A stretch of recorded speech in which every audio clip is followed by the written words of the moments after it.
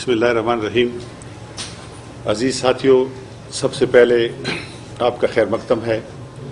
आपका शुक्रिया अदा करते हैं कि आपने इतने मुख्तसर नोटिस पे यहाँ पर ज़हमत की है और हमें मौका दिया है कि हम आपके ज़रिए आवाम तक अपने ख़यालात पहुँचा सकें।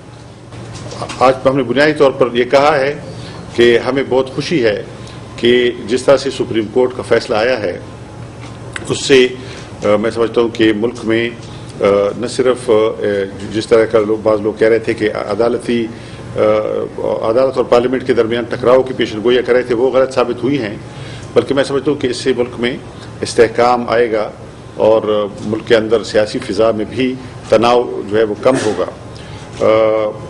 इसके बारे में जो कमेटी है वो तो 1 नवंबर को मीट कर रही है। मैं उसका मेंबर हूँ। उस कमेटी के मेंबर के तौर पर तो मैं बहरहाल उस पर तफसीली इज़हार ख्याल नहीं कर सकता, इसलिए कि हमारे चेयरमैन ने कहा है कि हम उस मीटिंग का इंतज़ार करें। लेकिन मैंने जनरल बात कही है कि अच्छा फ़ैसला है। मैं समझता हूँ कि इससे पार्लियामेंट का काम जो है वो पार्लियामेंट को साझे, यानी पार्लियामेंट का काम कानून साजी है, अदालतों का काम जो है वो इंटरप्रिटेशन या तशरीह है, और दोनों अपना काम कर रहे हैं। और जब तक दोनों अपना काम करते रहेंगे इंशाअल्लाह मुल्क मजबूत होगा, हर इदारा अपनी अपनी जगह पर मुअस्सर होगा। इसके साथ थोड़ी सी बात हम कराची की भी करना चाहते हैं। कराची में जो सूरत हाल है वो आपके सामने है। जो टारगेट किलिंग हुई है वो बहरहाल काबिल मज़म्मत है। कराची पाकिस्तान के लिए ऐसे है जैसे तरक्की के लिए जैसे इंजन होता है, हमारी इक़्तिसादी तरक्की का, सनती तरक्की का, मालियाती कैपिटल है, मुल्क का फाइनेंशियल कैपिटल है। उसके अंदर जो हालात पैदा हुए थे उसने पूरे मुल्क में तशवीश पैदा की है। हमें खुशी है कि सूरत हाल में कुछ ठहराव आया है। हम तवक्को रखते हैं कि जो फरीकैन हैं उन सब के दरमियान बातचीत होगी। मसले का हल बहरहाल बातचीत से होगा, इसलिए कि ये जो टकराव है, तसादुम है, वो किसी मसले का हल नहीं है। हमने हमेशा से ANP का मौक़िफ़ रहा है कि कराची में ज़ीरो सम खेल न खेला जाए। ज़ीरो सम खेल, ज़ीरो सम गेम कि जिसमें यह हो कि मसलन या एक फरीक रहेगा या दूसरा रहेगा, ऐसी बात नहीं है। सब रहेंगे। पुरअमन बकाए बाहमी होगी तो कराची में अमन होगा।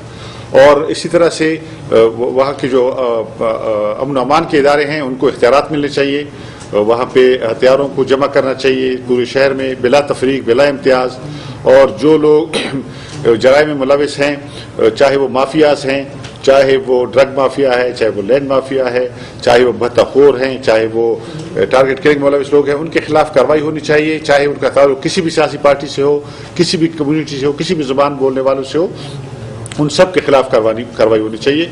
और यानी अवामी नेशनल पार्टी कराची में अमन कायम करने में पूरा किरदार अदा करेगी, ताउन करेगी और मुज़ाकरात करेगी, इफ़ाम तफ़हीम करेगी, क्योंकि बहरहाल मसला इफ़ाम तफ़हीम से हल होगा आखिर में। जैसे सन 85 के बाद हुआ था, जैसे हमारे उस वक्त तहरीक खान अब्दुल अली खान हयात थे, उन्होंने एक प्रोसेस शुरू किया था जिसके नतीजे में कराची में कई साल तक अमन और सुबात रहा था। अब भी हम उनके रास्ते पर चलने को तैयार हैं।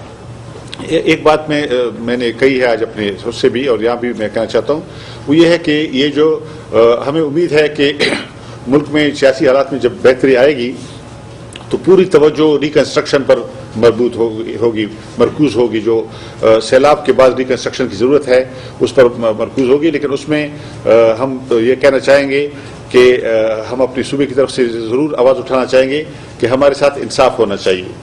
अब तक जो तकसीम वसाइल की रही है उसमें इंसाफ नहीं हुआ। ये जो कैरी लूगर बिल आया है, आप सिरे से कैरी लूगर बिल के अल्फाज पढ़ लें, उसकी ज़ुबान पढ़ लें। उसमें सिरे से कहा गया था कि ये जो इमदाद आ रही है ये उन इलाकों में जहाँ जो शोरश का शिकार हैं, दहशतगर्दी का शिकार हैं, उसमें हमारे सूबे का नाम है और फाटा का नाम है। फिर बाकी का कह रहे हैं कि हाँ मुख्तलिफ इलाके, बाकी इलाकों का जिक्र है।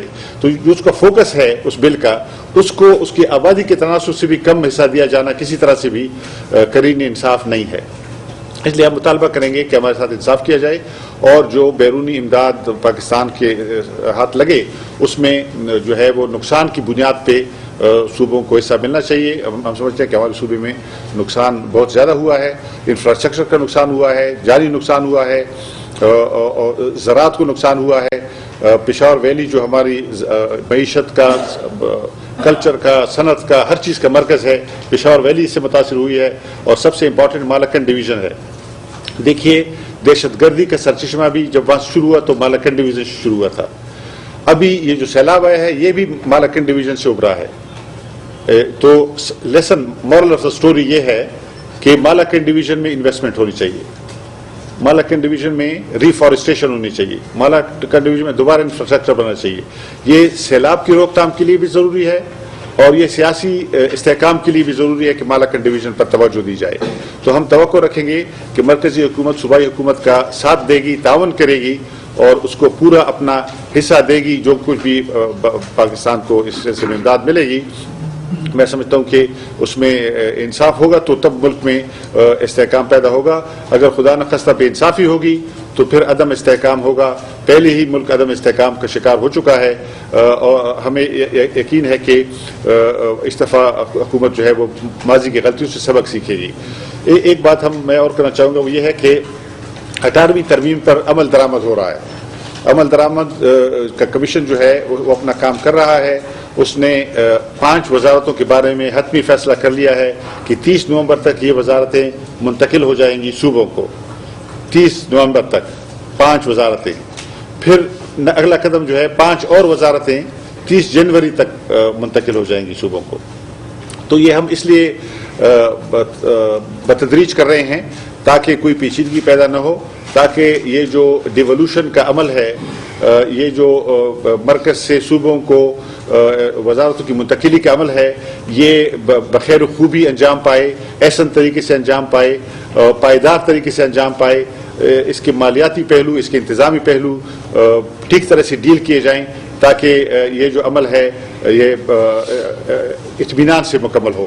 تو یہ اس سے بھی ہم مطمئن ہیں، ہمیں خوشی ہے کہ یہ عمل ہو رہا ہے، اور اگر یہ عمل اپنے منطقی انجام تک پہنچ رہا ہے میں سمجھتا ہوں اس کا بڑا فائدہ ملک کو ہوگا، ملک کیسے مضبوط ہوگا، فیڈریشن مضبوط ہوگی۔ بلوچستان جیسے علاقوں میں جہاں احساس محرومی ہے وہ بہت کم ہو جائے گا انشاءاللہ، کیونکہ یہ جو اختیارات صوبوں کو ملیں گے اس کے ساتھ وسائل بھی ملیں گے، اور اقتصادی ترقی کا کام بنیادی طور پر صوبوں کو منتقل ہو جائے گا، اور ایک طرح سے جو مستقبل کے لیے منصوبہ سازی ہے اس کا بھی رخ بدل جائے گا۔ یہ باٹمز اپ اپروچ ہو جائے گا، یعنی نیچے سے اوپر کی طرف پلان جو ہے اس طرح سے تیار ہوگا کہ صوبے اپنے پلان تیار کریں گے، پھر مرکز میں جائیں گے، مرکز ان کو انٹیگریٹ کرے گا، اس کو ایک پلان میں ڈالے گا۔ تو اس طرح سے پلاننگ میں بھی، پالیسی میکنگ میں بھی اور اقتصادی ترقی کے عوام میں صوبوں کا رول بڑا ہے، اور ہم یقین کرتے ہیں ہمارا صوبہ تیار ہو رہا ہے، میں یقین ہے کہ سارے صوبے کیپیسٹی بلڈنگ کریں گے، کیونکہ ان ذمہ داریوں کو پورا کرنے کے لیے کیپیسٹی چاہیے۔ ہم نے اپنی صوبے میں جو یہاں پہ کمیشن ہے میں نے اس کے کام کا بھی جائزہ لیا ہے، اور مجھے اطمینان ہے کہ وہ بہت اچھی طریقے سے کام کر رہا ہے، اور ہماری صوبائی جو وزارتیں ہیں وہ اپنی کیپیسٹی بڑھا رہی ہیں۔ جو مرکز سے اختیارات آئیں گے، جو مرکز سے ذمہ داریاں آئیں گی، انشاءاللہ ہمارا صوبہ اس کے لیے تیار ہے، اور اس کو ایسے طریقے سے انشاءاللہ عمل درآمد اس پہ کر لیں گے۔ ڈاکٹر صاحب یہ بتائیے کہ جو اس وقت امریکہ میں جو اسٹریٹجک مذاکرات ہو رہے ہیں، آپ نے اس کا کیا، اس کے حوالے سے آپ کے کیا خیالات ہیں؟ اور دوسرا، کیا آپ سمجھتے ہیں کہ آرمی چیف کی واپسی کے بعد شمالی وزیرستان میں آپریشن شروع کیا جائے گا؟ پہلی بات جو آپ نے کہی ہے، واقعی یہ بہت اہم مذاکرات ہیں، یہ جو امریکہ میں ہو رہے ہیں یہ مذاکرات بہت اہم ہیں۔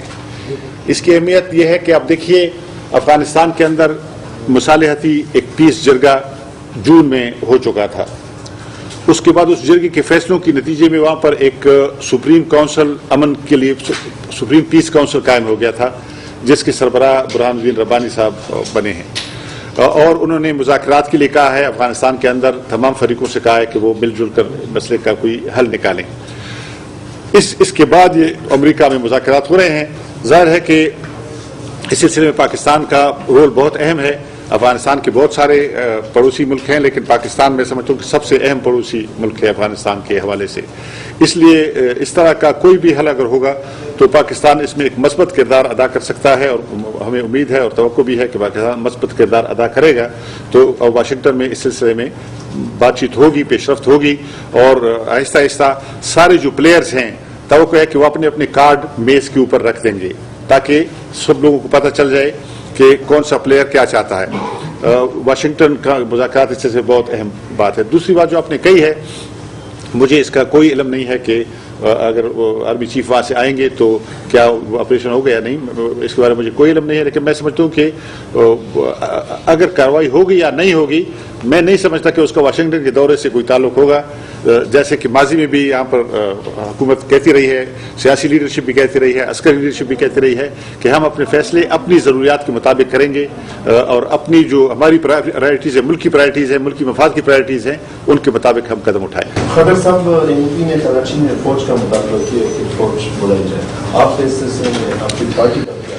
جی، ANP نے بنیادی طور پر جو مطالبہ کیا نا وہ یہ کیا کہ کراچی میں امن قائم کیا جائے۔